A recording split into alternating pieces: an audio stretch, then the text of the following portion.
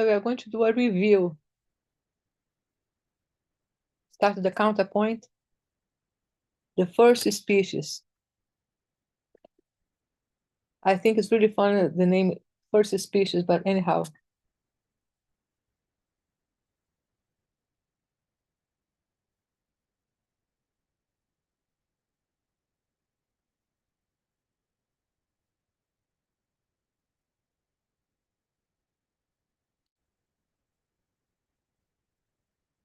Let me just make sure that I have here. Okay. So first, to start the first species, this is according with the J.J. Fuchs, okay?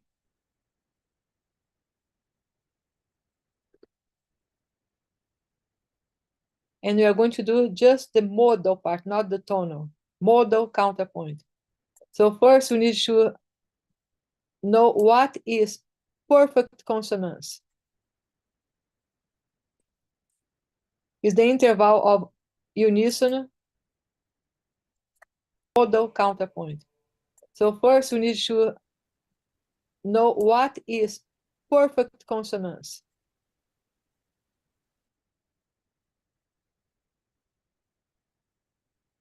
So perfect consonances are interval of unison,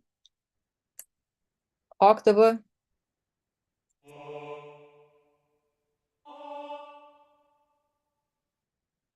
perfect five, and according with the J.J. Fuchs, perfect fourth is dissonance. So this here is dissonance.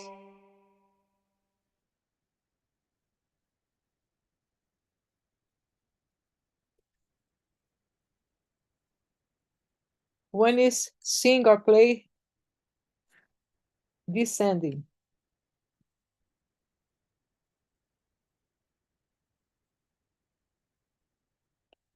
So those are perfect consonants.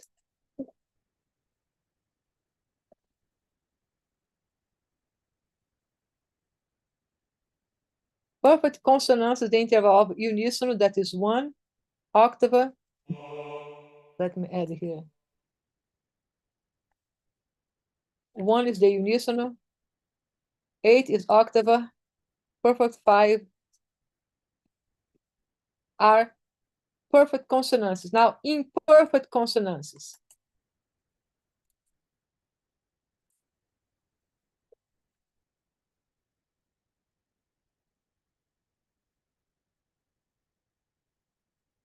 I'm starting with the D. This is a D note, D and D.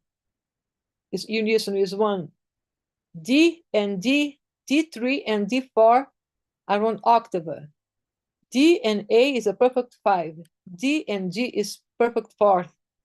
But here, in this case, for J.J. Fuchs, we are not going to use as a perfect consonance, as a dissonance, okay? Now, imperfect consonants.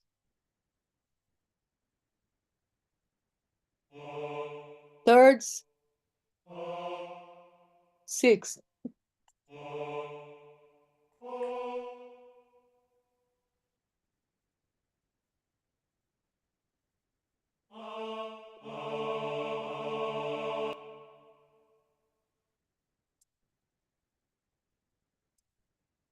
So third, interval of thirds, and 6. Those we can use 3 times, like consecutive 3 times those intervals of the thirds or the 6 on the counterpoint. The perfect consonants, we must start on the beginning and at the end. So let me write here the cantus firmus from J.J. Fuchs.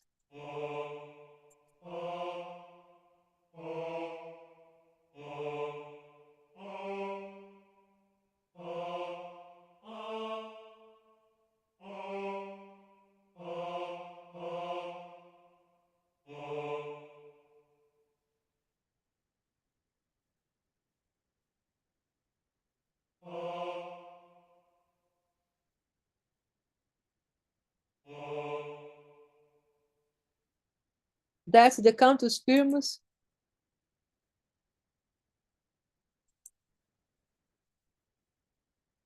We're going to copy and paste here because we're going to do more.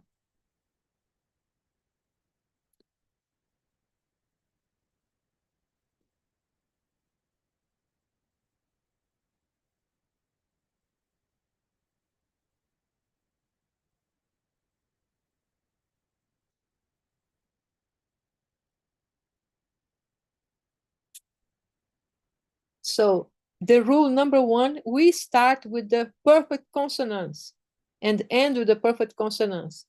And on penultimate line, we add those notes.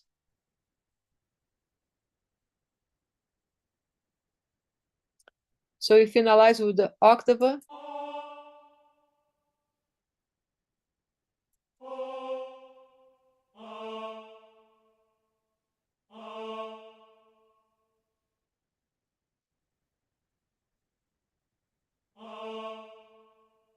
So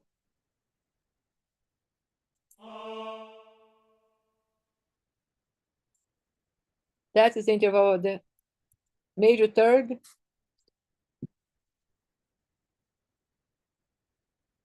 minor six, and octave. That's the end. And the beginning. The beginning is, we're going to start with the octave.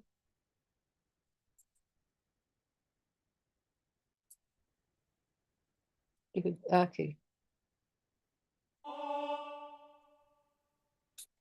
Okay, so this is on octave.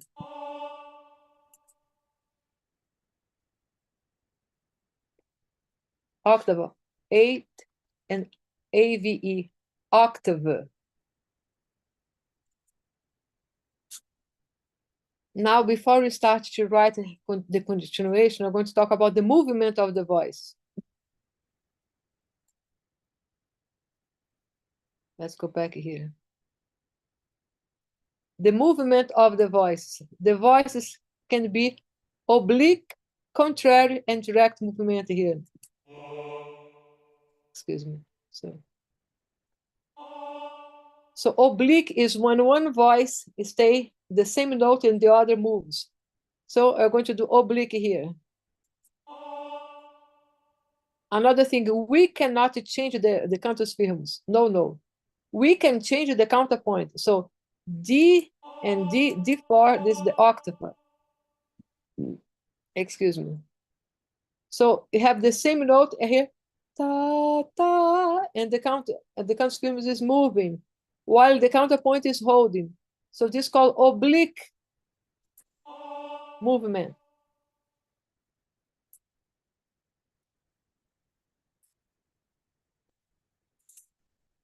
Oblique movement.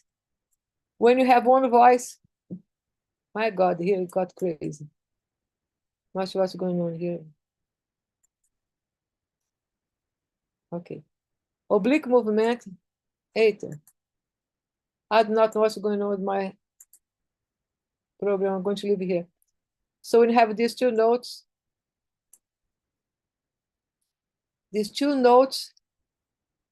the same note, like D4 and D4, and the cantus firmus is moving from D3 to F3. Now let's make a direct movement when all the voices go in the same direction.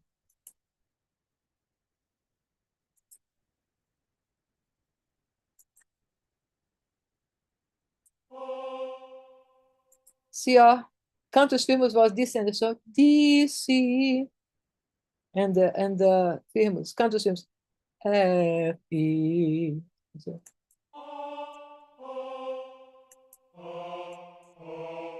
So they're in the same direction. So this movement here is direct movement.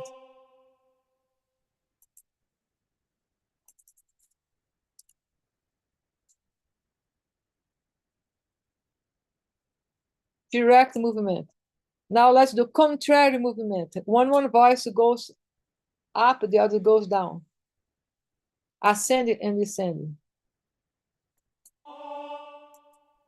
See, the cantus firmus is descending and the counterpoint is ascending. That's called contrary movement. Contrary movement. I do not know what's going on with my program. Sorry. My apologies.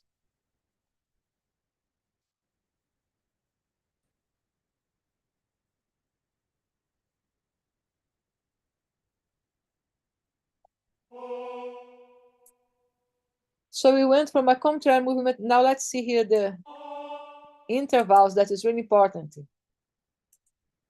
So octave, 6, 6, and octave, and third.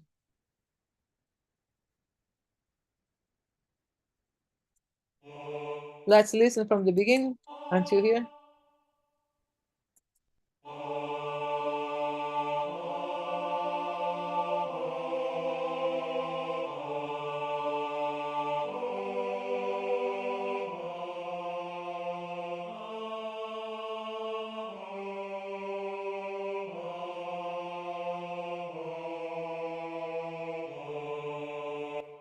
Okay, so now let's fix the end here. Need to end with the perfect consonants.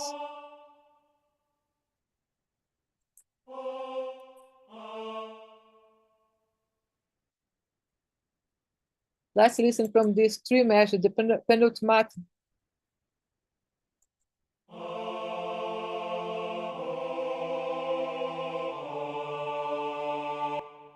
Now let's feel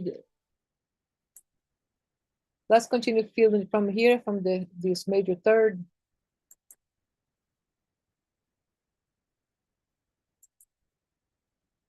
So we're going to do one contrary movement.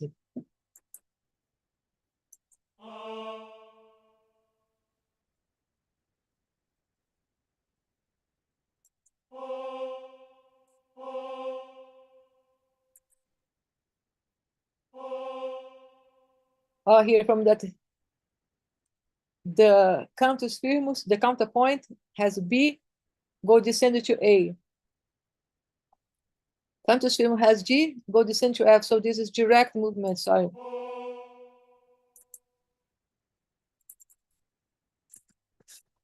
Direct movement. B to A and G to F. Now A to C and F to A. Again, direct movement.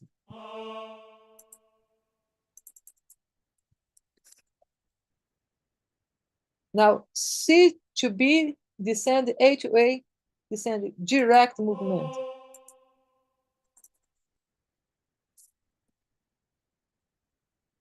B to A and G to A, G to F, direct movement, 8.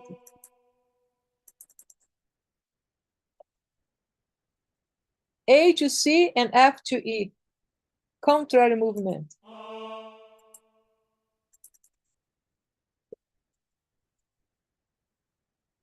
C to D, ascending, E to D, descending, contrary movement.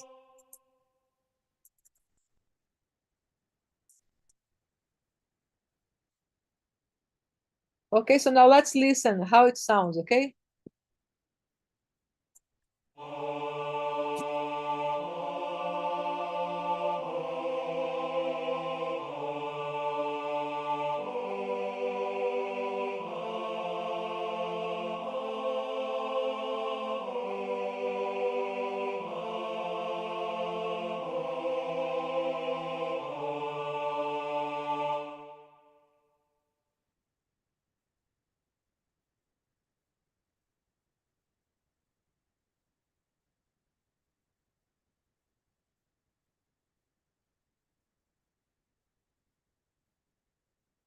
So now let's redo and avoid all this direct movement. All the voices going the same direction. We need to have a oblique movement and contrary movement. They are the preferable ones.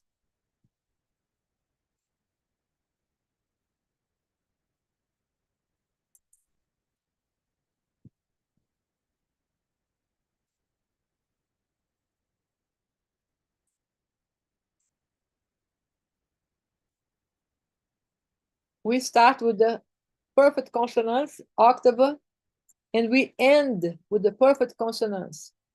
Okay?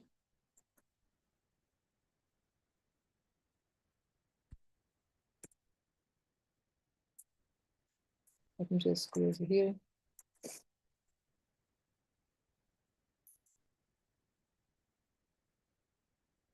So we start with the perfect consonants interval are unison, octaves, and perfect five. Right now, we're not going to use the perfect five until we learn the octaves and unison. And the penultimate in the measure, you have this third and sixth and octave. We must end and finish, or finish and end with the perfect consonants. In this case, is octave. So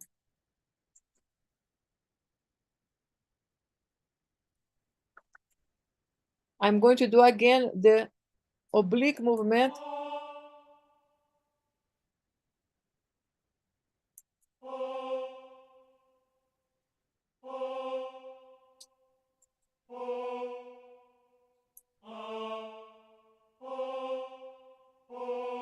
Now let's see here the intervals. We always add the interval, okay? So octave, 6, 6. Now a crime scene here that I did, a 7. Haha. I'll be dead here. So 3, the third, third. So here many crime scenes, too many interval of thirds, and a big one here, no, 7. We cannot have any dissonance on the first species, 0. That's the CSI for the music. So here, so we add. We had 3, 6, 3 interval of 6, so that's good. Let's change here. So here, have 1/3.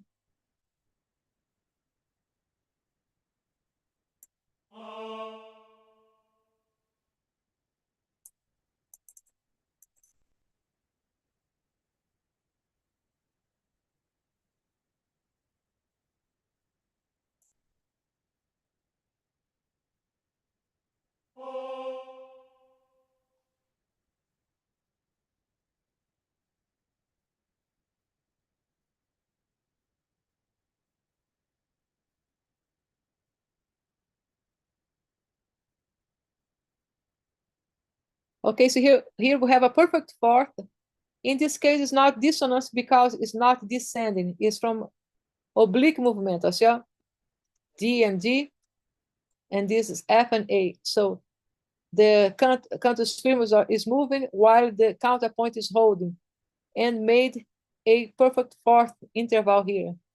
So it means by the oblique movement, we can have the perfect fourth. So now let's listen.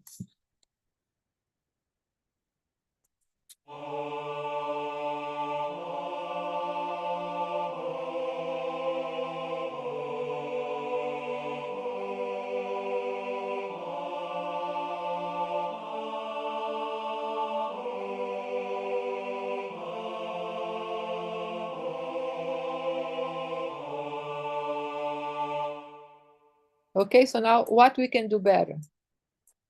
Who could give me an answer here? How can I do better here?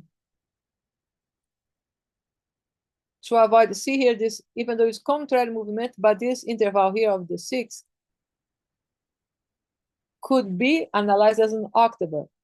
Not an octave, but the relationship between the notes is too spatial.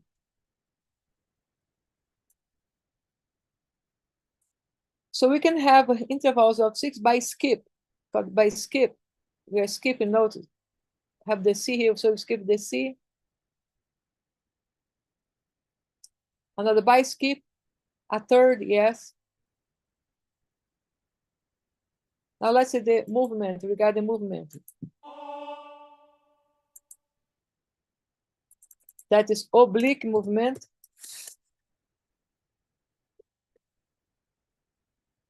D to D, while the cantus firmus is moving. D to C and F to E, so descending. So they are direct movement. I'm not sure why this is doing that. See? That is direct movement. C to B and E to D, also direct movement. Let me change what they start.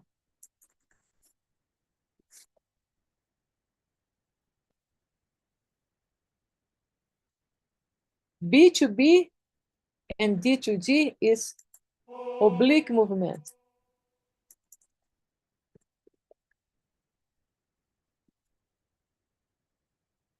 Oblique movement. Or B to B, so the same pitch note while the cantus firmus is moving. So that is oblique movement. Now, B to D and G to F, contrary movement. See how ascending, descending. Contrary movement.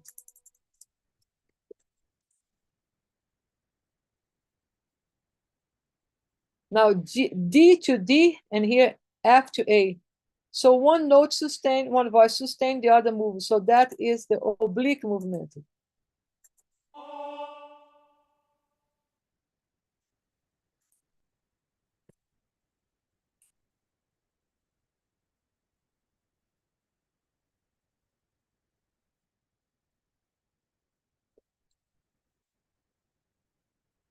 So D to D, F to A. So one voice is moving while the other sustain the same pitch.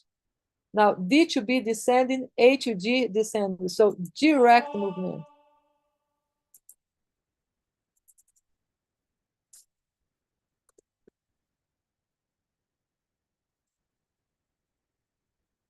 A to C, F to E, contrary movement. One voice is ascending, the other is descending. Contrary movement. Now C to D and E to D, contrary movement.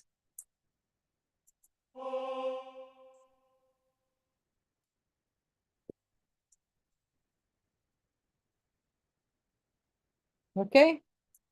So now you do. Let's add here.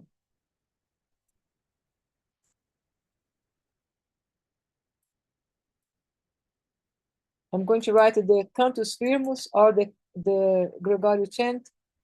That is D, F, E, D, G, F, A, G, F, E, D.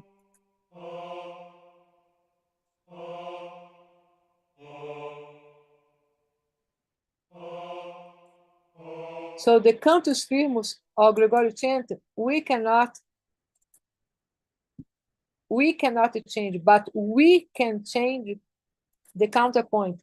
This is the first species. Now let's see if we start with the unison.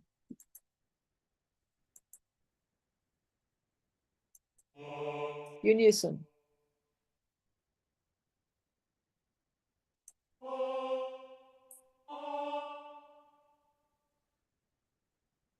Before you continue here, another rule that he gives is we cannot cross the voice. Cross the voice is when the counterpoint is singing below the Gregorian chant or the cantus firmus, or the Gregorian cantus firmus or Gregorian chant is singing above the counterpoint. So let's do some example here for you to see.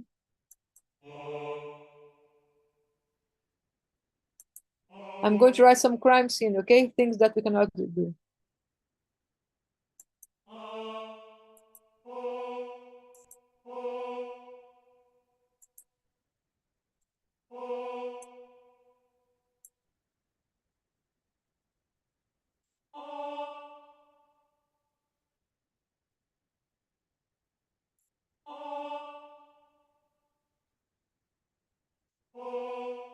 So there are some things that we cannot. One is the tritone. Even though on the Rush music, that YYZ, you have that ta ta ta ta ta ta ta ta ta ta ta. See?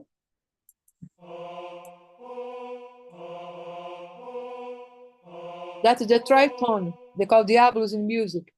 The augmented fourth. That is a crime scene. We cannot use this on here, but I just put, let's listen how it sounds. You see what we can do, what we cannot do.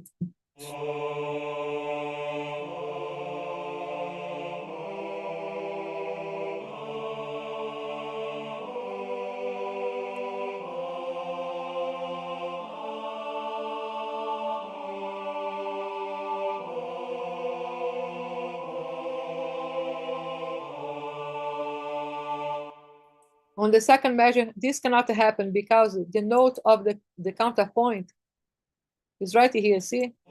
It's below the cantus firmus, so that's no.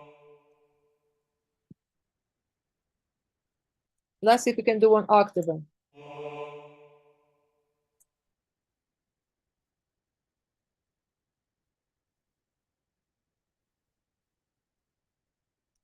This cannot be because we, a third. What interval is that? A6.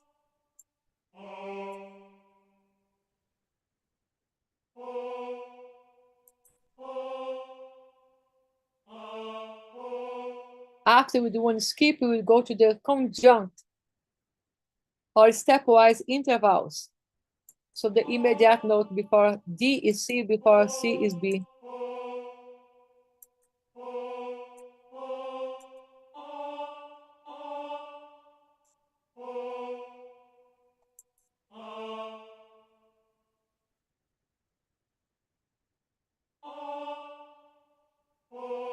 Now let's see.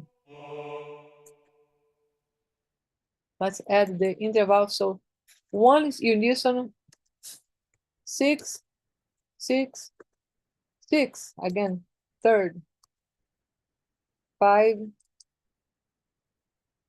4, 3, 3, 6, and 8. Let's listen now.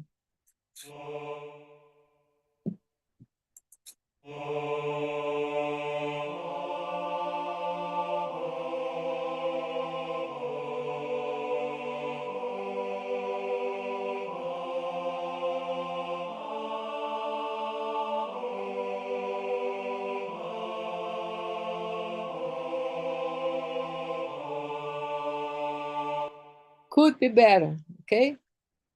This here, this perfect 5 going to the perfect 4th did not sound good, at least to my ears. Even though it's by conjunct or stepwise degree, here by skip, but this is the cantus firmus.